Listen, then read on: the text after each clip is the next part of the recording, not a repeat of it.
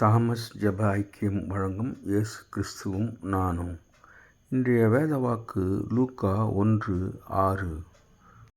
அவர்கள் இருவரும் கர்த்தரிட்ட சகல கற்பனைகளின்படியேயும் நியாயங்களின்படியேயும் குற்றமற்றவர்களாய் நடந்து தேவனுக்கு முன்பாக நீதி உள்ளவர்களாக இருந்தார்கள். அன்பான சகோதர சகோதரிகளே, சகரியா, எலிசபெத் அவருடைய வாழ்க்கையை நாம் பார்க்கும்போது அவர்கள் கர்த்தரிட்ட எல்லா கற்பனைகளையும் நியாயங்களிலும் குற்றமற்றவர்களாக நடந்து தேவனுக்கு முன்பாக நீதி உள்ளவர்களாக இருந்தார்கள்.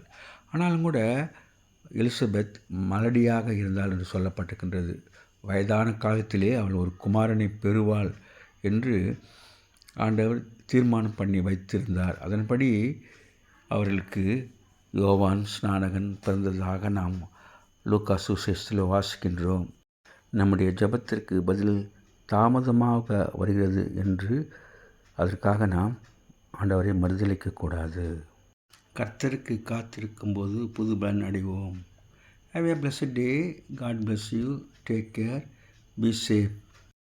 Give your heart to God, your hand to man. Please subscribe, like and share it. Thanks for watching.